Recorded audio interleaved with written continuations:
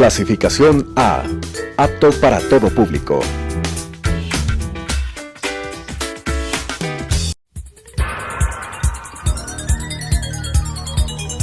Las opiniones vertidas en este espacio por la producción y dirección del programa son de exclusiva responsabilidad de sus autores y de quienes intervienen en ellos.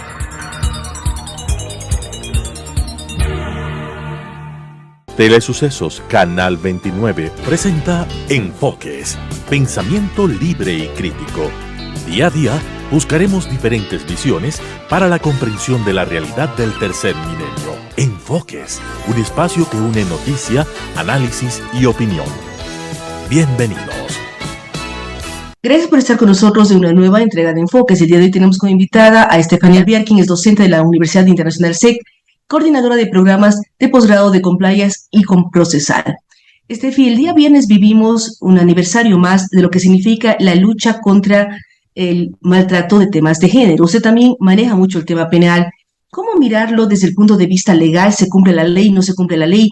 Vemos los datos que nos da el país, que cada vez hay más femicidios con cifras impresionantes, tomando en cuenta que todavía nos falta un mes para acabar este año, pero vemos una temática permanente y también la falta de ganas a veces de las mujeres de reclamar. ¿Cómo verlo desde el ámbito penal, pero al mismo tiempo con un enfoque criminológico? ¿Cómo mirar y cómo trabajar con las mujeres para que tengan voz y quieran levantar la voz para reclamar y no permitir que esto siga perpetuándose? Muchísimas gracias por la invitación. Me parece súper importante lo que menciona Claudia, porque hay que ver a estos temas, si bien desde el ámbito penal, pero también desde el ámbito criminológico. En el ámbito penal yo le puedo decir que tenemos tipificados ya varios delitos que son específicamente para estos temas de género, pero creo que justamente lo que se nos olvida es realizar este análisis criminológico, ¿no? La criminología se encarga de buscar cuál es el origen de la conducta, por qué se da esa conducta, para después buscar rehabilitar a la persona. Y ahí es donde como Estado estamos fallando, porque pensamos que el hecho de imponer una pena es suficiente. Y esto lo único que hace es camuflar el problema, no le estamos dando una verdadera solución. Lo que necesitamos es no solo trabajar en prevenir que se cometan este tipo de delitos, sino necesitamos trabajar en aquellas personas que ya son maltratadores, que ya cometen esta clase de delitos, porque hay que pensar que en algún momento se van a reinsertar en la sociedad, ellos no van a estar privados de su libertad toda la vida. Y la pregunta que tenemos que hacernos es entonces, ¿qué pasa cuando ellos regresan nuevamente a la sociedad, cuando ya cumplen su pena?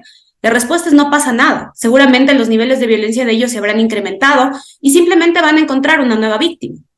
Entonces, si nosotros como sociedad y el Estado no tiene una política clara para identificar cuál es el problema y buscar un tratamiento para este tipo de personas, no estamos haciendo nada. Ahora, usted con el tema del análisis criminológico que lo está haciendo para reeducar a las personas que realizan maltrato, pero ¿cómo evitar que las jóvenes generaciones que viven en su casa el maltrato no lo repliquen en la siguiente generación? Es decir, si un niño y una niña viven el maltrato por parte de una persona, su madre y a ellos lo replican en la siguiente. ¿Cómo luchar en todo aquello que tiene que ver para evitar volver a replicar en la nueva generación las cosas que están pasando en la actual?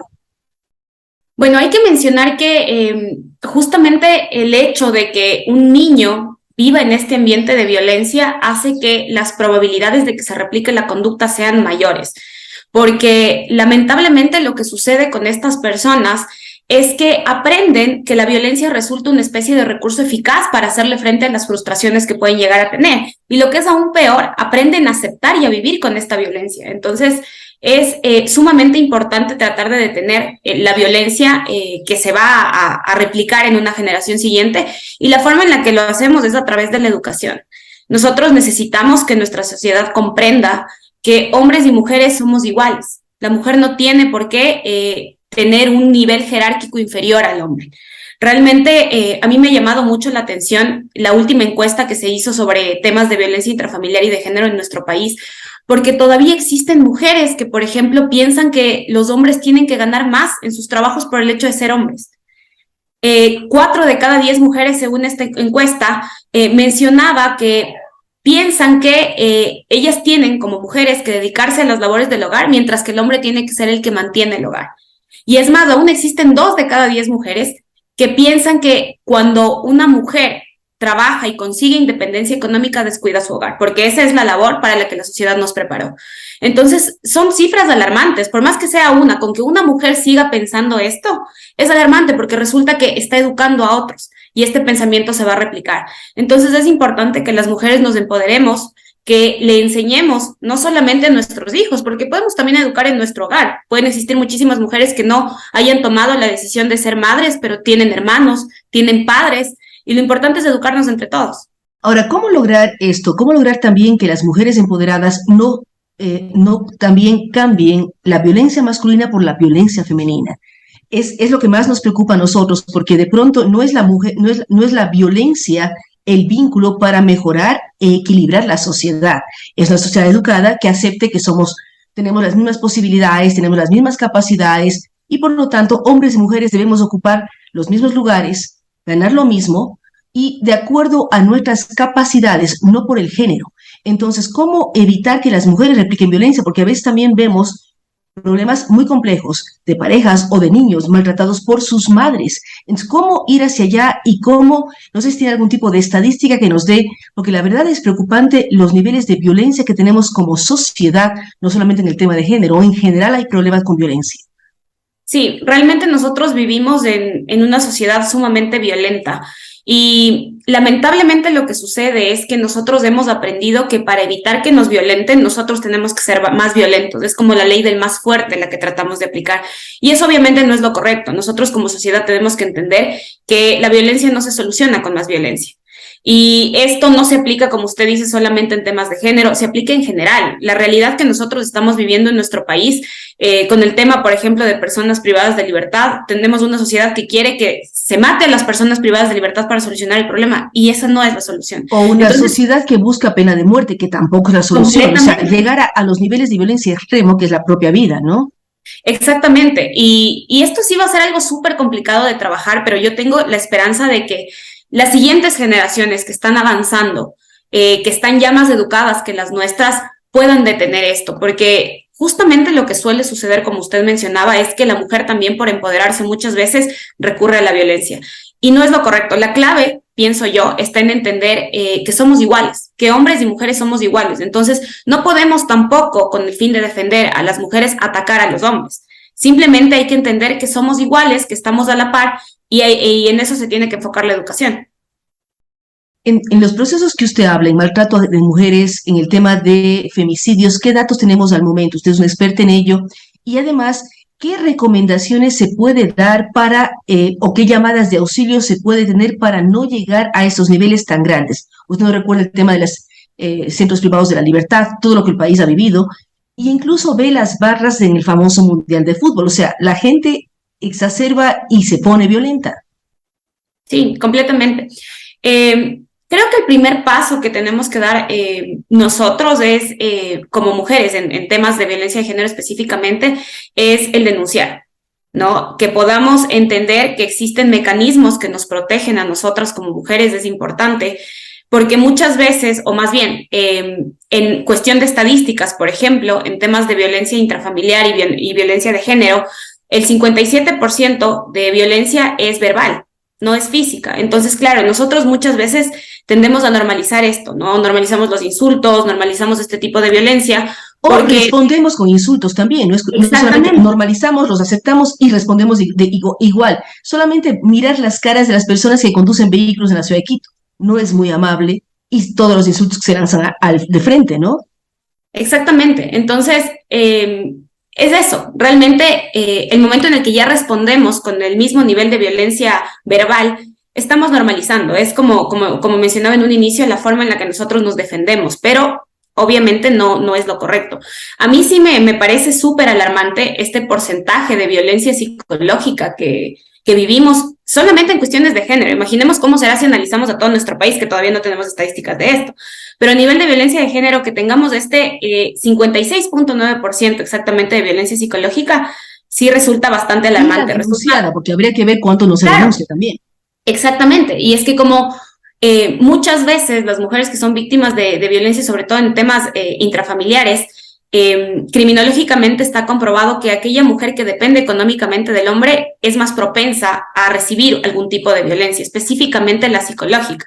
Entonces, claro, las mujeres muchas veces no denuncian porque no tienen a dónde irse, porque resulta que dependen económicamente de esta persona, y nosotros tenemos ciertos recursos de nuestra legislación. Por ejemplo, el COIB establece que en temas de violencia intrafamiliar, el momento en el que se denuncie al agresor, el juez puede imponer una especie de pensión que le tiene que pasar a la víctima con el fin de que ella ya no depende económicamente de él y que esta dependencia económica no sea la razón para no denunciar.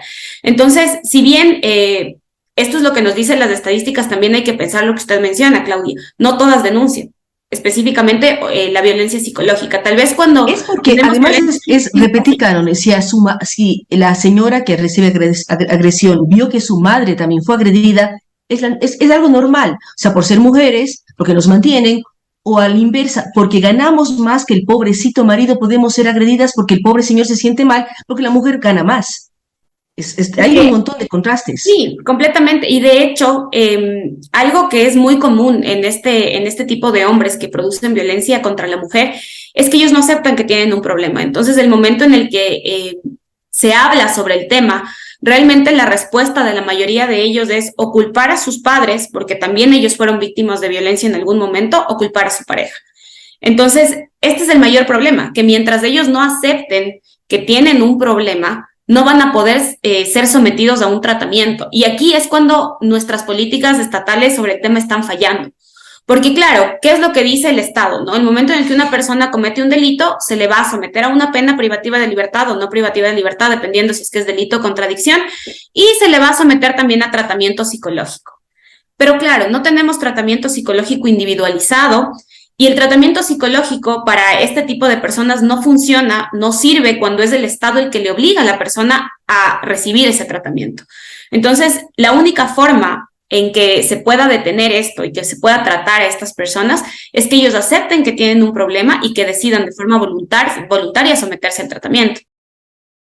¿Cómo lograr la visibilización de la problemática? Porque hay entrevistas como hay estadísticas, hay publicaciones, todo lo que vivimos el día 25, que muchas mujeres, muchos grupos nos recuerdan el tema, pero ¿cómo hacer que todos seamos conscientes de ello y luchemos contra ello? La base fundamental es el que todos sepamos que eso no está bien y que ir en contra de eso.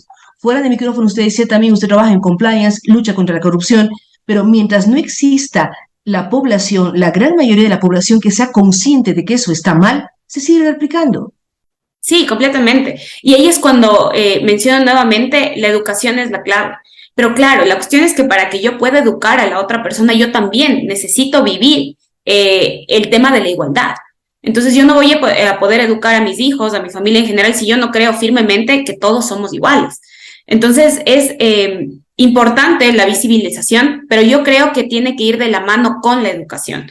Porque claro, como usted dice, todos los años marchamos, todos los años salimos, vemos constantemente noticias sobre temas de femicidio, violencia física, psicológica en la televisión, pero lamentablemente nosotros vivimos en una sociedad en la que aparece una nueva noticia y nos olvidamos de la anterior. Entonces, bajo este precepto de sociedad que nosotros tenemos, la educación es clave. Sí, pero también usted dice, vemos las noticias, pero cantamos canciones que son fundamentalmente machistas, donde se alaba la agresión. Vemos que películas desde las narconovelas hasta yo no sé qué más, en donde la mujer vuelve a ser mujer objeto, sujeta de violencia, y todo el mundo son las de mayor rating. Entonces, no es solamente el tema educativo, como también como medios de comunicación decir, bueno, ¿qué debemos o qué no debemos mostrar? O los juegos de video que regalamos a nuestros hijos, claro, son inmortales, pero ¿qué es? Patada, disparo, violencia terrible. Los muñequitos no mueren, pero estamos haciendo que los chicos también vivan un ambiente de violencia cibernética, si podemos llamar así, o televisiva, o cualquier tipo de influjo que les llega en los propios juegos. Sí, en la televisión, que es lo primero que ellos tienen a la mano, además.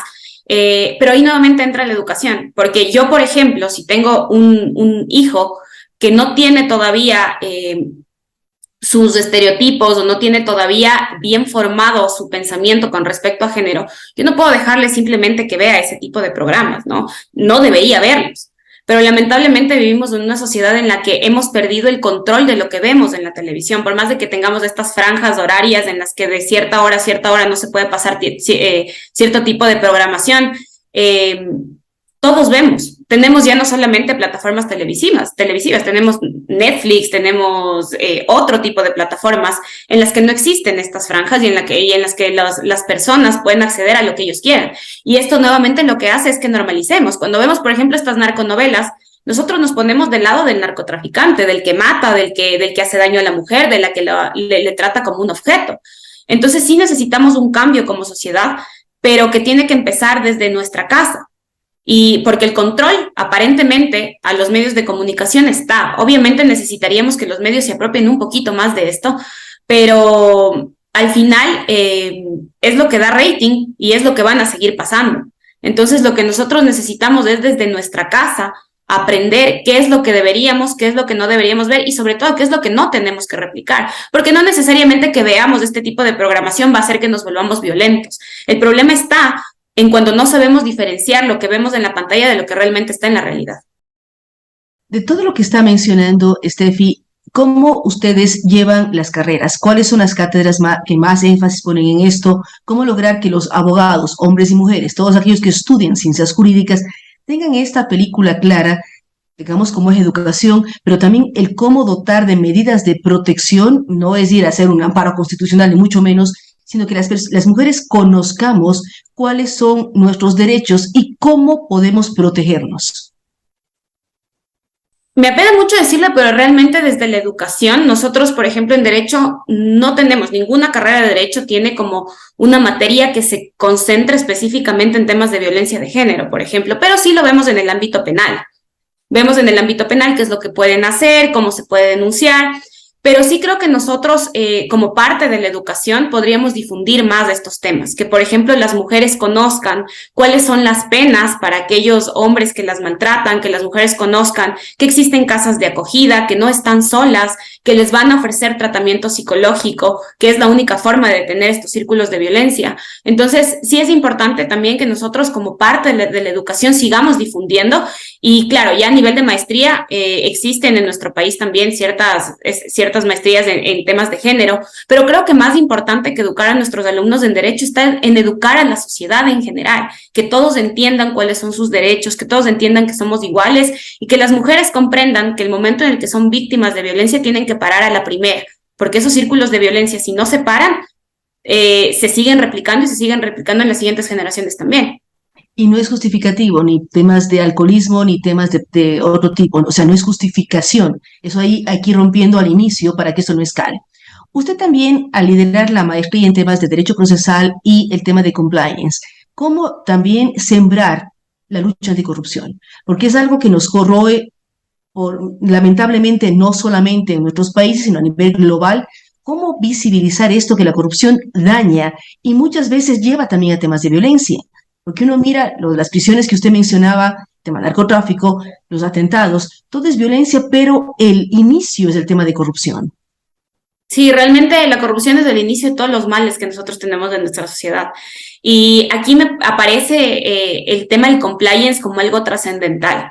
En el COIP nosotros ya tenemos tipificado que el hecho de que una empresa tenga un programa de compliance va a hacer que signifique esto un atenuante en su responsabilidad penal.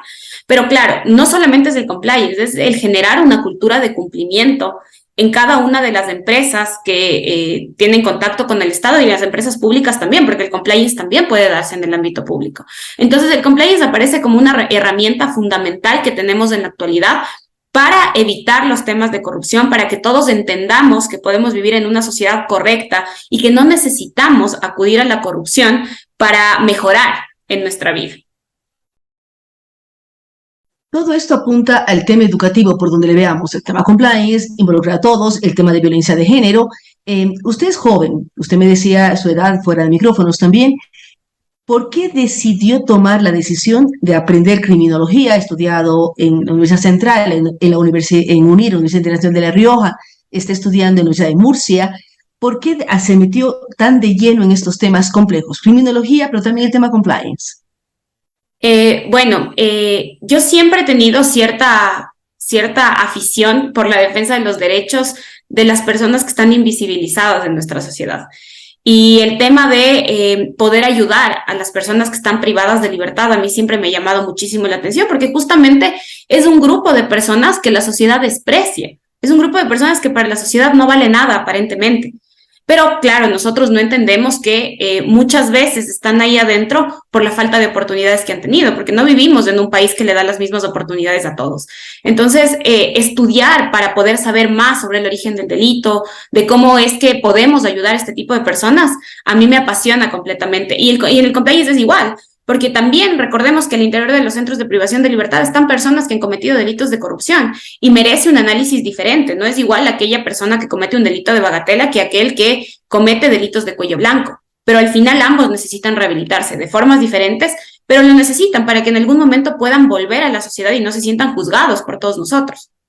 O además que demuestran el tema de compliance, a veces uno piensa en el tema de corrupción, los millones de dólares que ha perdido y que sigue perdiendo el Estado, cómo hacer que devuelvan, porque también a veces decir, bueno, este señor ya purgó su pena, aparentemente cambió su visión de la vida, pero los dineros del Estado no son devueltos. Exactamente. Y nosotros, claro, a nivel normativo tenemos figuras como el comiso que permitirían recuperar todo este dinero, pero no se aplican. O cuando se aplican no se logra recuperar. Tenemos incluso una figura que es un incentivo por denuncia. Cuando una persona denuncia este tipo de temas de corrupción y se logra recuperar a través de la información que da la persona algún bien para el Estado, se le da un porcentaje del 10 al 20% de lo que se recupera. Pero no todos sabemos que esto existe. Entonces sí es importante seguir difundiendo todos estos mecanismos para que la sociedad en general los conozca y no solo los abogados. Muchísimas gracias a Stephanie Alvear. Con ella hemos hablado de dos temas fundamentales. Uno, el tema de la violencia de género. Ella es clarísima al decir que no cambiaremos si no se cambia el tema educativo.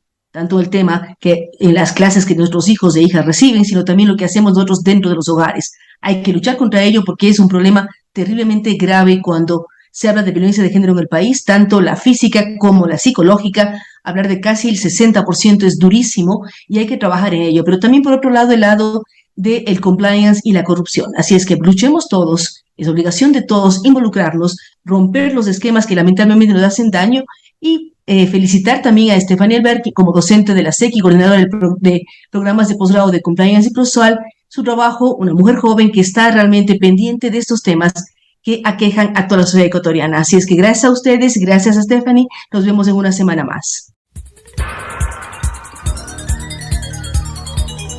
Las opiniones vertidas en este espacio por la producción y dirección del programa son de exclusiva responsabilidad de sus autores y de quienes intervienen en ellos.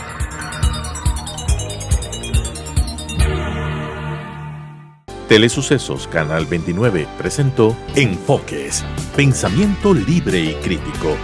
Día a día buscaremos diferentes visiones para la comprensión de la realidad del tercer milenio. Enfoques, un espacio que une noticia, análisis y opinión.